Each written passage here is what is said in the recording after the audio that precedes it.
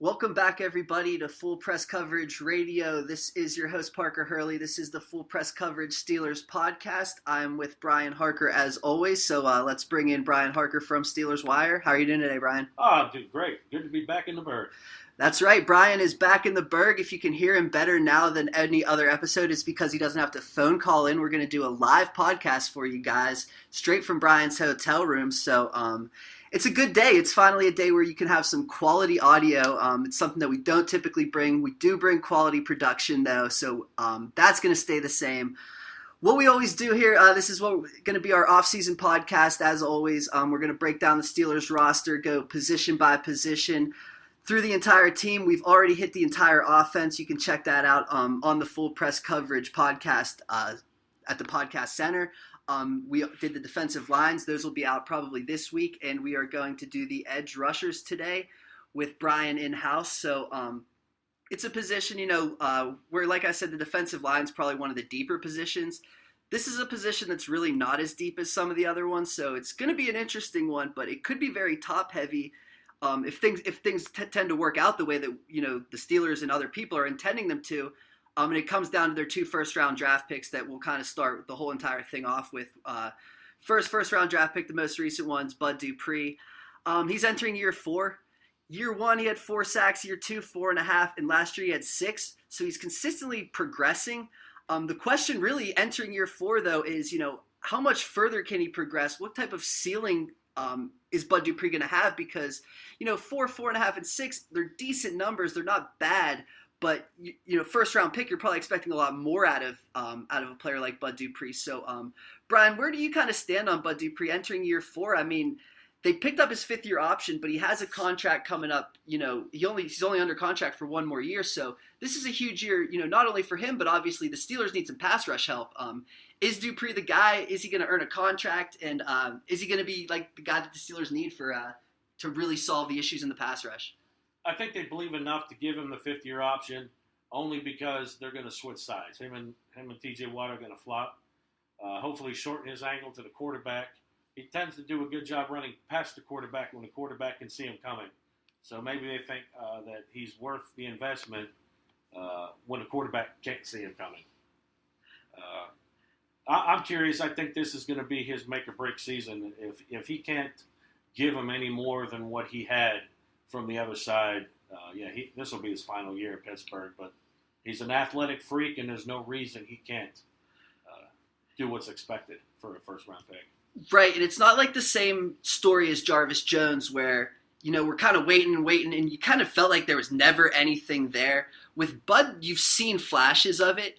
It's just kind of like you said, maybe you move him to a different side and all of a sudden it sparks. Or maybe, we've talked about it a lot in previous podcasts, moving him out in space and all of a sudden, things start to connect for him. Things start to pick up for him. So that's really what I would be looking for. Like you said, he has the athletic upside, whereas Jarvis Jones, you saw what you had and you had absolutely nothing. And by this point, I feel like we really knew what we had with him. Bud Dupree, I still feel like there's a lot to be dragged out of him.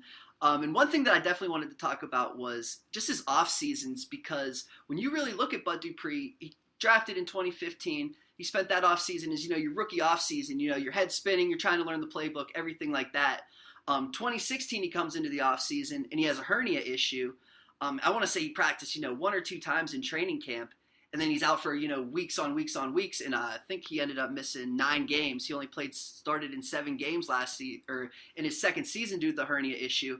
So, he comes into his 3rd offseason. We're really hoping for something for him, off of the hernia, and he has a shoulder injury. So, he ends up missing week 1. He misses the entire offseason. So, this is a young player who, he was a defensive end, a 4-3 defensive end at Kentucky, but a defensive end nonetheless. He was changing positions his rookie season, and then he's had 2 off seasons where he really hasn't been able to grow or really learn anything specifically to his position because he's rehabbing, he's trying to get healthy, this and that. So along with switching sides, do you just think that, maybe if this guy could get healthy, that this could really be something for him? Yeah, health is the key for him because, if you notice, he'd start to flash, and he'd start to consistently put a couple of games together. Then he comes down with another injury. It always derails his progress. Yep. Then he's out for the season or he's missing significant parts of one. And then when he comes back, he has to start all over again. Right. And so if they're considering this as do-over to put it, and he saw a lot of double teams too. Yeah. I mean, he's a big enough guy. He's got enough explosiveness to him that you have to account for him, whether he's going to run past the quarterback or not. And I don't know how much wear and tear that puts on him trying to fight and get. But you put him on the other side, and I really do think, say a 9. I'll say a 9-sack season. He has that kind of potential. I could see it, and I think someone on the NFL Network said 10 sacks even is what they're expecting from Bud Dupree. And it's like I said, it's based on everything I said, to where he's growing every single season despite not having an off season. You add in that he's healthy, you add in that he has an off season, you add in the position change or the side change. And there's a lot of positive vibes surrounding Bud Dupree at this point.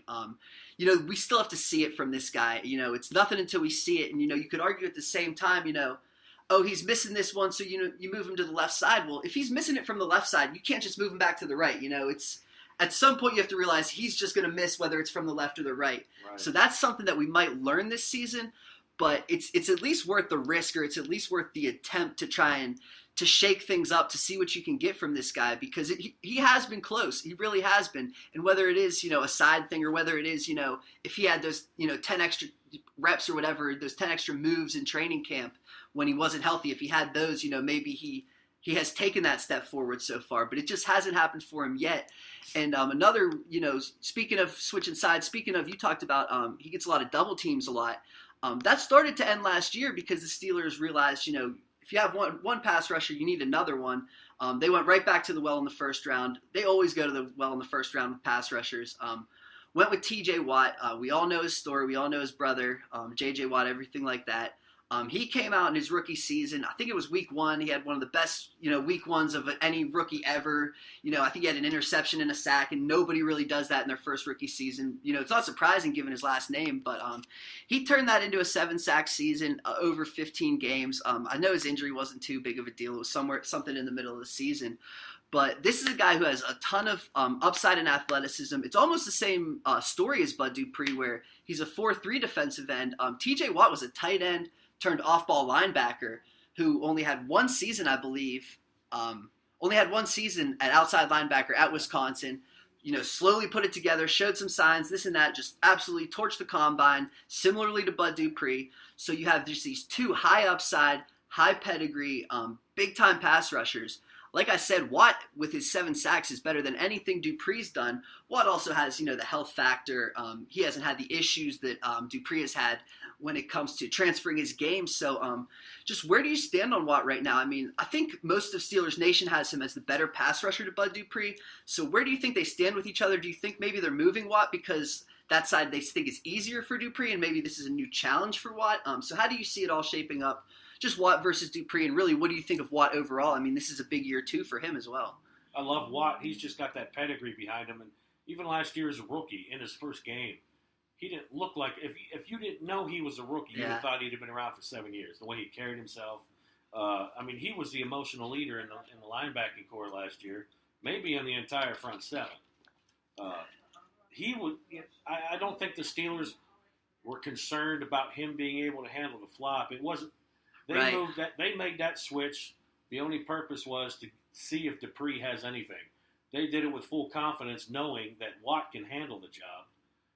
And matter of fact, as good as a pass rusher as he showed he was last year, he's only going to get better this year. But I think they also envision him as being able to cover the tight ends. Yep.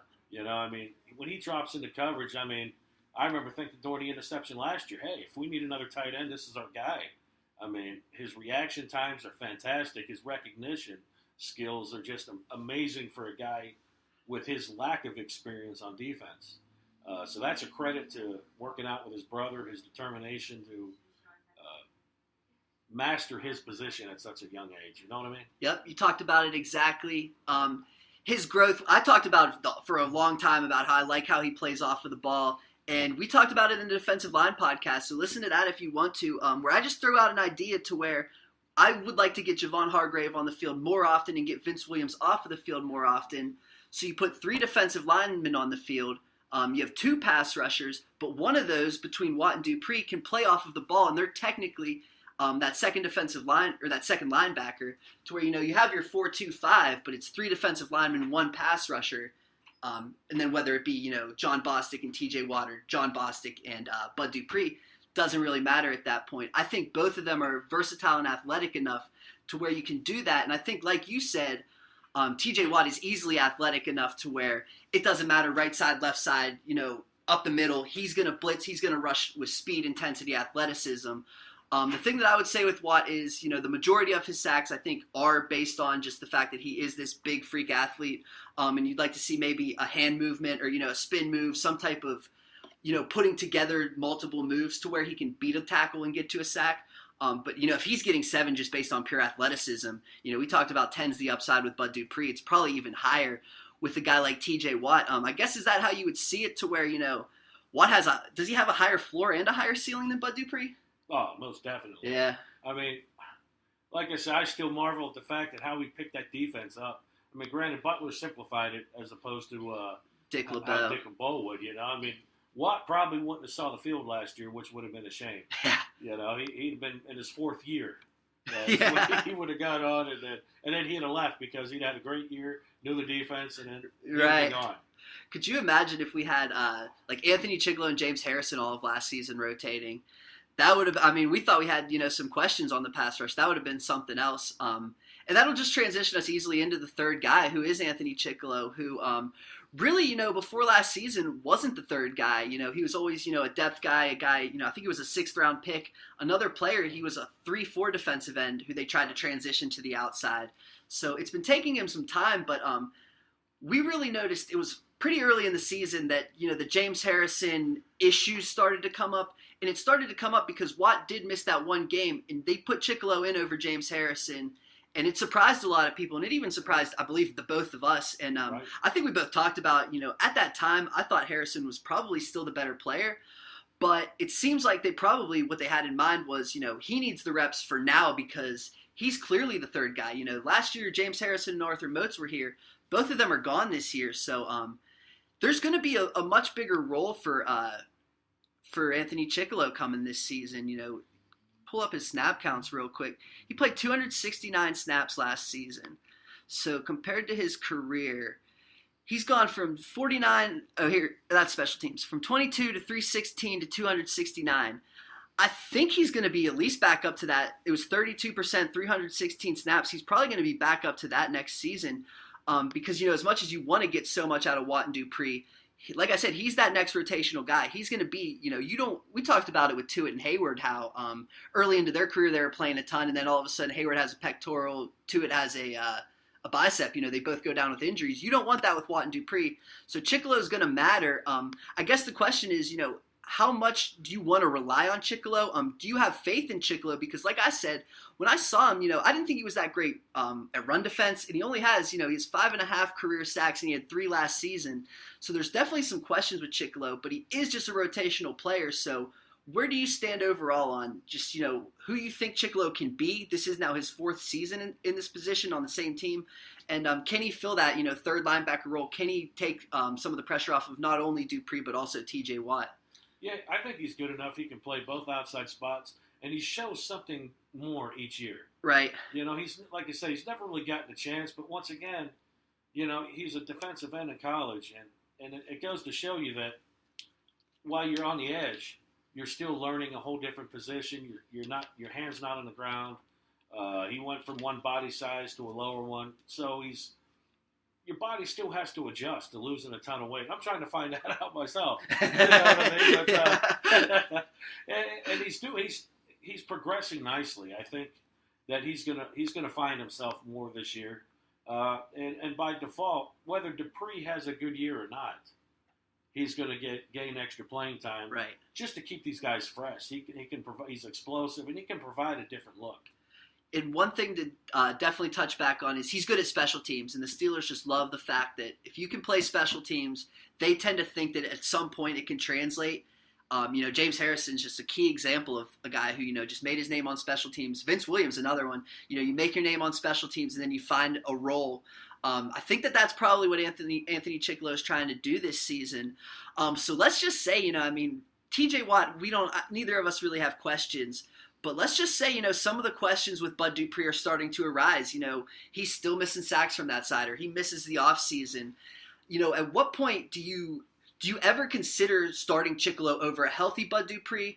Or, at what point do you actually say, is Ciccolo going to have to be the guy here? At what point do you feel confident in Ciccolo as the starter if Dupree doesn't really work out? No later than the 4th week. Right. You give Bud as many chances. Exactly. And, the funny thing about Ciccolo is, when you think Steeler outside linebackers, you think to make an impact, you have to blow up a quarterback, a strip sack, or whatever.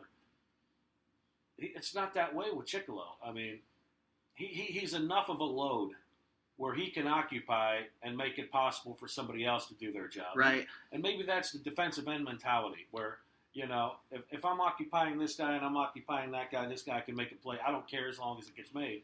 And I think maybe sometimes that gets him a bad rap. He's not producing. Or the sacks didn't come from the linebackers. To me, in that sense, it don't matter. You led the league in sacks. Right. Now, would you like to see more production out of your outside linebackers? Sure. Yeah, for sure. But I truly believe Bud Dupree's, I don't want to call it a breakout year, but he's going to have the kind of season from that position. And I think he did it once before, back in the day when they swapped, was it Harrison and Woodley? No, Jason Gilden, I think. Okay. Jason Gilden, it was just a comfort level, and it fit. And I think it's going to fit with Dupree. Yeah, I'm not too worried about Bud Dupree, but I could see Ciccolo, eventually taking the step forward. And like you said, you talked about it. We're almost blessed with a situation where Cameron Hayward and Stephon Tuitt are not your typical 3-4 defensive linemen. They are getting sacks, So yeah, maybe if it is Ciccolo standing up the tackle and Cam Hayward's just slamming through the space between the guard and the tackle because of that, that's fine. But, you definitely, if things were to go sour for Bud Dupree, you would definitely have some questions, some issues with Anthony Chickillo. And that's really going to bring us into, the depth of, those are the 3 guys we know. And even Ciccolo and Bud, we're still trying to figure out exactly what they are. But now we're going to just jump pretty much solely into the unknown. And it's, who's that 4th guy going to be? They kept 5 outside linebackers last year. You look at the depth chart and you're wondering, hopefully they'll keep 4, based on the talent on this team. And one guy I think me and Brian are both pretty high on, actually, was a 7th-round pick last year. His name's Keanu Adams. I remember in one of our podcasts, I think it was that I did with Pat Galesh last year, I mock draft him to the Steelers. So I had James Washington this year, and I had Keanu Adams was my guy last year. So definitely hanging on to him. I don't think he took a single snap in training camp. He missed it all due to injury. But you go back and you look at his combine statistics, really undersized at 6'2", 247. That's not great. But if you look at his athletic attributes, everything else is in the top 50 percentile. His broad jump was 91st percentile, was out of the gym. His vertical 82nd percentile was out of the gym. He ran a 4.7 40, which is 76th percentile for his position. So, and even his bench press was 27 reps doing 225. That's the 78th percentile. So yeah, I mean, you look at a dude 247. He's putting up a lot of weight. So this is a guy, maybe he looks undersized, and maybe that's why he fell into the 7th round.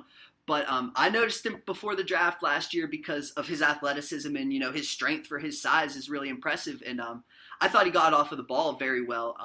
And one thing, Brian has talked about it a decent amount that I think he played off of the ball a little bit last season or in his senior year at Western Michigan. I think he played off of the ball some. Yes, so, you add in, yes, he's undersized, but he has the speed. He can do, the Arthur Moats thing where, you can play off the ball some, you can play special teams, you can rush the passer.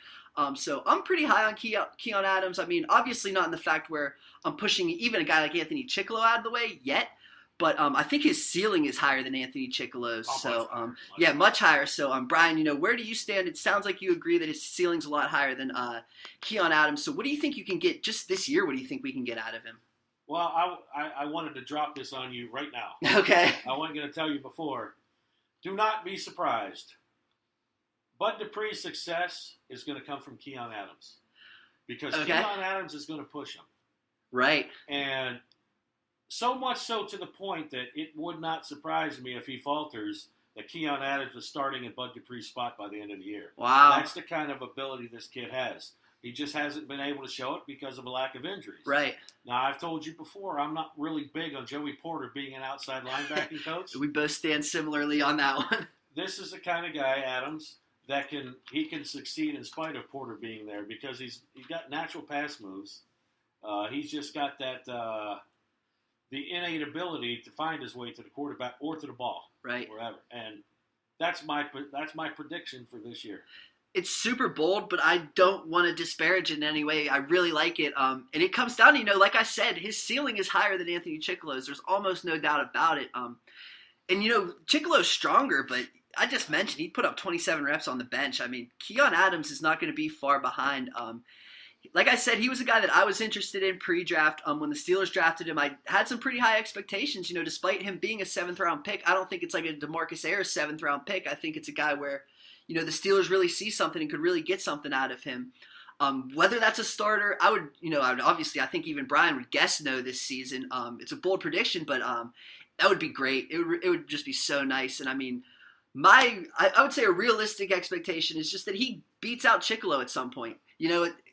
I think it could easily happen. I think that you could see the burst and the speed and the athleticism and everything like that. And like I said, if you could get him off of the ball a little bit, to fit into that scheme where, like I said, if like even you said, if Dupree's hurt, maybe Anthony Chickillo can't do all of those things off of the ball, where you have 3 defensive linemen and 3 linebackers instead of 2 defensive linemen and 4 linebackers. Maybe you don't trust Ciccolo, Watt, and John Bostic. If those are your 3 linebackers on the field, you're feeling a little iffy. But if Keon Adams is one of those guys, you're saying, oh, we have versatility and speed on the field now, it's not nearly as big of a deal. So I'm pretty high on Keon Adams too. It's going to be hard for me, to calm you down from the fire that you just started with Keon Adams. The fire's been lit.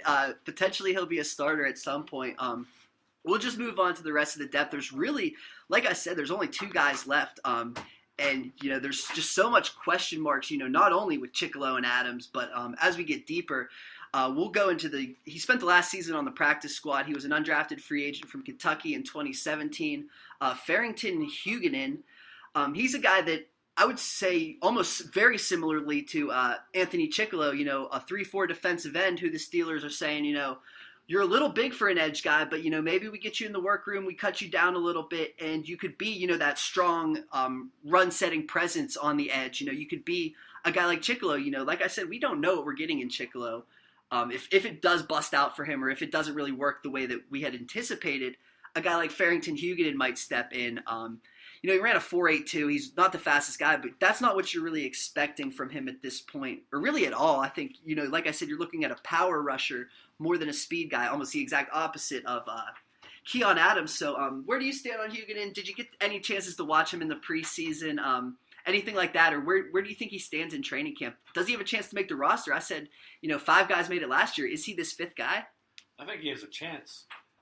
He just seems to be a victim of the numbers games, and traditionally the Steelers are going to take the veteran, the sure thing, over a young guy you don't really know much about. This is a year for him to make the roster. Keith Butler's already showed he's willing to take chances on younger players.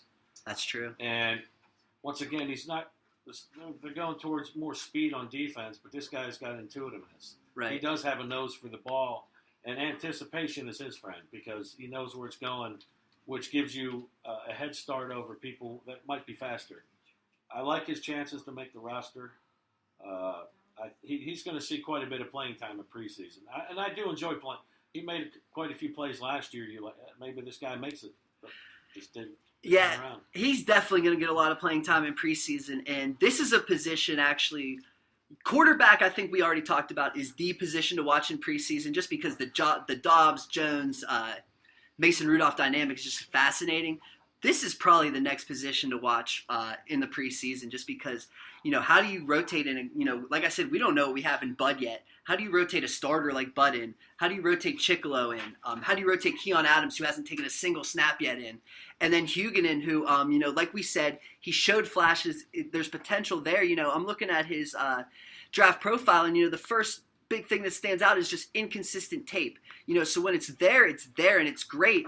It's just, if it's inconsistent, you're never going to love it. So the question is, he spent an entire season, with the Steelers coaches. We don't trust Joey Porter, but he spent an entire season with these coaches, with people pointing things out to him. If it becomes more consistent, it's not a thing of he has to grow this, gain this, jump out of the gym. He is what he is. It just needs to consistently happen. Right. So if it did just take a full season in a NFL facility for him to consistently be that player, He could easily be the fifth player to make the roster. And they could easily carry 5. We've seen them carry 5. I would just assume that because, like I said, it sounds like he's a bit of a project. It sounds like the inconsistencies are still potentially there. And the fact that, where are the snaps in the preseason going to come from if, you'd love to get Keanu Adams, maybe full games, if you'd really like to get him full games if you could. So maybe the disparity in snaps, you start to question it. But besides that, I think it would be great. I think he definitely has a chance to make it. And that really just brings us into the last guy, a similar question mark, in my opinion. A MAC player, this year's undrafted free agent. So, Hugoton last year, this year's the undrafted free agent is Ola Adeniyi from Toledo. He stands at 6'1", 248. He's a guy that, me and Brian were just going through some of his tape and, stands a little closer to the ground, but, he plays low to the ground. And he plays with, broad shoulders, big upper body.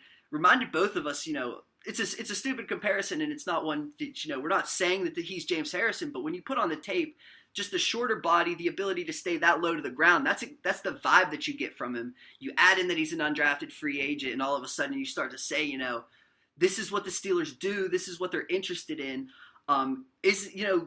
Taking the James Harrison comparisons aside, what do you see just overall from this guy? What can we get down the road? And does he have a chance? Is he going to compete with a guy like Farrington Hugoton?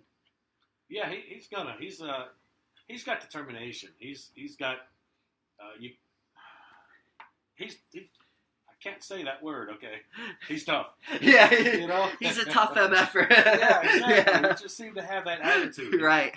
Not very fast, but explosive. Right. He's strong at the point of contact, and you really can't discount a guy like that.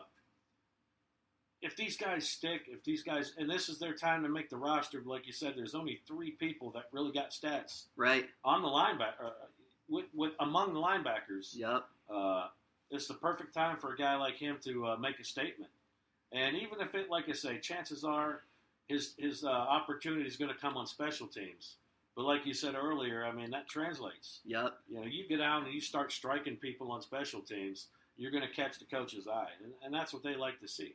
Yeah, and that's where you talk about, a thing like determination really does come into play where, if you're willing to run headfirst, down at 11 different dudes and, just throw your body on the line, that's the determination that, got James Harrison a shot. That, we talked about Vince Williams, got players like that a shot, and that's what's going to take Adeniyi, that's what it's going to take for him to get a shot like that. I tend to think that between him and Hugoton, it's going to be a real competition, and we talked about 5 guys might make it, so there is an actual roster spot on the line here between Adeniyi and Hugoton.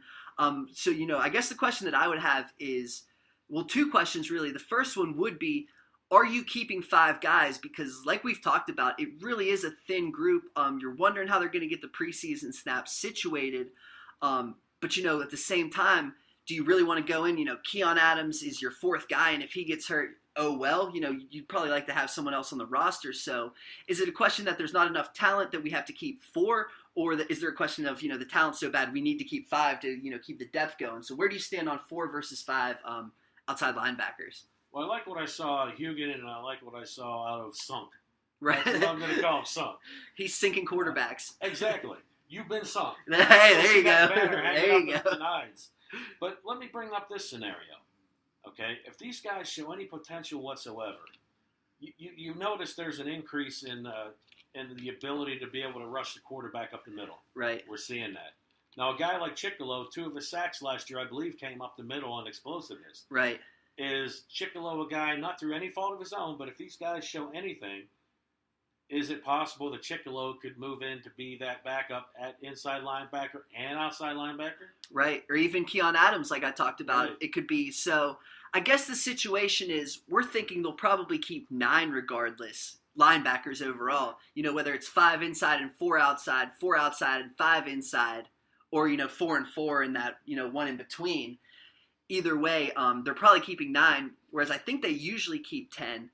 But I think you're right that if versatility isn't a factor, it's tough to give you, and special teams could obviously, if Hugoton or Adeniyi are blowing it up on special teams, you don't have to play inside because that's the versatility that you're providing. But for the most part, I think that you would like that versatility of an inside rusher, a guy who could do multiple things.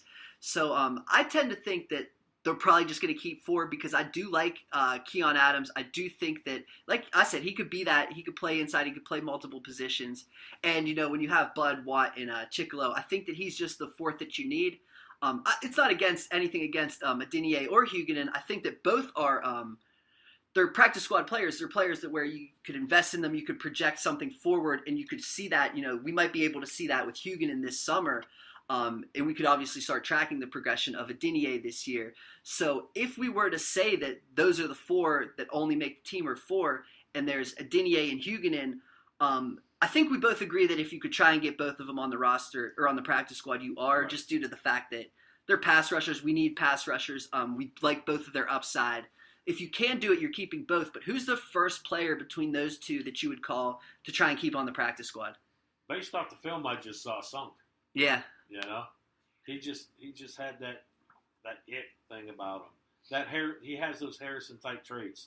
Like you say, we're not saying he's going to be James Harrison, but he does have those traits. And how many practice squads did Harrison bounce on and off of before he finally caught on? Right. I mean, if Clark Haggans never breaks his hand, James Harrison maybe never has a career. Or is he on the Ravens or something? Exactly. Right. Yeah, I would probably say Adeniyi too. And I think it comes down to, like you said, when you put on the tape, you can literally see him, like I said, getting low to the ground, beating tackles around the edge, using his strength to beat tackles as well. Whereas with Hugoton, it is more of, like I said, he's lined up in, it's just a different formation that he's lined up in. His job is a little different. It's more projection-based as to what you're getting out of him. And, I'm sure the coaches have a completely different opinion of us because, they've seen where he's progressed on the edge, whereas we're kind of just basing it off of, years old video or, a couple preseason snaps of what he's done on the edge. But, I would go Adeniyi too. So it's really cut and dry, whereas some of these other positions, there's been some debate and some talk. It's, Bud is the most important player on the edge. There's no doubt about it because his success, it could go either way, and whichever way it goes is really going to carry the Steelers. We both feel positive about TJ Watt taking a step forward, and it really has to do with, he did everything based on athleticism. So if he could all start to pick up some of the technique of the game, you're really looking at something big with him. Ciccolo, I know Brian thinks Keon Adams is going to, start competing. Definitely pass up Ciccolo, start competing with starting players. I think he's going to compete with Ciccolo as well. So we're both really high on Adams. We're both a little bit lower on Ciccolo.